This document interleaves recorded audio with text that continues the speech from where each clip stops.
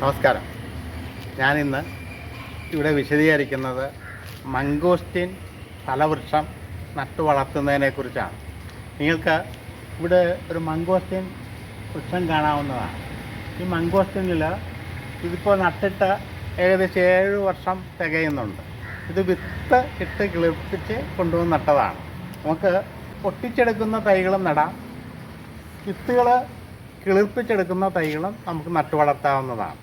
പക്ഷേ വിത്തിട്ടാണ് കിളിർപ്പിക്കുന്നതെങ്കിൽ ഏകദേശം 7 വർഷത്തോളം എടുക്കും. എന്നാൽ പൊട്ടിച്ചെടുക്കുന്ന തൈകളാണെങ്കിൽ ഒരു 3-4 വർഷം കൊണ്ട് ചിലപ്പോൾ കായ്ക്കാവുന്നതാണ്. എന്നാൽ പൊതുവെ അറിവുള്ളവർ പറയുന്നത് വിത്തിട്ട് കിളിർപ്പിക്കുന്നതാണ് കുറേ കൂടി നല്ലത്.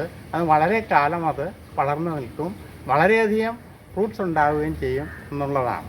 ഇവിടെ ആദ്യമായിട്ടാണ് ഇത്തവണ ഇതിൽ ഫ്രൂട്ട് ഉണ്ടായത്. അതുകൊണ്ട് എല്ലായിടത്തും ഫ്രൂട്ട് ഉണ്ടായില്ല. അതിൻ്റെ ഉൾഭാഗങ്ങളിലാണ് ഫ്രൂട്ട് ഉണ്ടായിട്ടുള്ളതായിട്ട് കാണുന്നത്.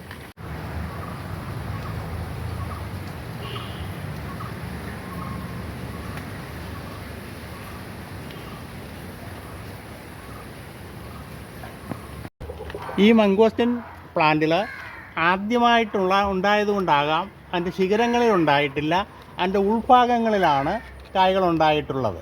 ഇതിൽ ചിലതെല്ലാം മൂത്ത് പാകമായി താഴെ വീഴുന്നുണ്ട്. നമുക്ക് താഴെ വീണിട്ടുള്ളത് ഇവിടെ കിടക്കുന്നുണ്ട്, നമുക്കത് പെറുക്കിയെടുക്കാം.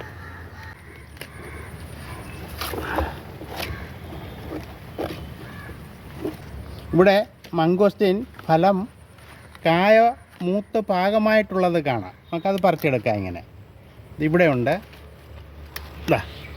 ഇവിടെയുമുണ്ട്. ഇനി ഇതുപോലെ ഇതിൻ്റെ ഉൾഭാഗങ്ങളിൽ ഇത് മൂത്ത് പാകമായി കിടക്കുന്നുണ്ട്.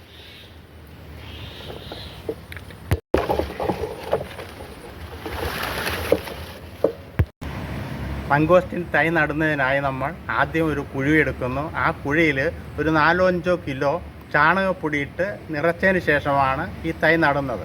അങ്ങനെ തൈ നട്ടതിന് ശേഷം ഒരു 3-4 മാസം കൂടുമ്പോൾ കുറേശ്ശെ വളം ഇട്ട് കൊടുക്കുക. അതുപോലെ തന്നെ 4 മാസം കൂടുമ്പോൾ കുറച്ച് NPK വളം ഇട്ട് കൊടുക്കാവുന്നതാണ്. NPK വളം ഇട്ട് കൊടുക്കുകയാണെങ്കിൽ ഇത് വളരെ വേഗം വലുതായി വരുന്നുണ്ടാവും. വേനൽക്കാലമാകുമ്പോൾ വെള്ളം ആവശ്യമാണ്, ഇടയ്ക്ക് അതിന് വെള്ളം ഒഴിച്ചു കൊടുക്കണം. വളരെയധികം മംഗോസ്റ്റിൻ ഫ്രൂട്ട് ഈ മരത്തിലുണ്ടാവും. വളരെ സ്വാദിഷ്ടമാണ്, വളരെ പോഷകങ്ങളടങ്ങിയതാണ്, നല്ല മധുരമുള്ളതാണ്. ഇതിൻ്റെ തൈകൾ നമ്മൾ നഴ്സറിയിൽ നിന്നും വാങ്ങുമ്പോൾ ശ്രദ്ധിച്ചു വാങ്ങണം. ഇതിനോട് ബന്ധപ്പെട്ട പലതരത്തിലുള്ള സസ്യങ്ങളുണ്ട്. അതുകൊണ്ട് ചോദിച്ച് യഥാർത്ഥത്തിലുള്ള ഫ്രൂട്ട് തരുന്ന മംഗോസ്റ്റിൻ തൈകൾ തന്നെ നമ്മൾ ചോദിച്ചു വാങ്ങണം. കുറച്ച് കായ്കൾ ഞാൻ പറിച്ചതാണ്. ഇതിൻ്റെ ഉള്ളിൽ വളരെയധികം കായ്കൾ ഇനിയും പഴുത്ത് കിടക്കുന്നുണ്ട്. പഴുക്കാത്ത കായ്കളും ധാരാളമുണ്ട്. ഈ വീഡിയോ നിങ്ങൾക്ക് ഇഷ്ടമായെങ്കിൽ നിങ്ങൾ ലൈക്ക് ചെയ്യുവാനും ഷെയർ ചെയ്യുവാനും മറക്കരുത്. നല്ലൊരു വീഡിയോയുമായി നമുക്ക് വീണ്ടും കാണാം. നന്ദി, നമസ്കാരം.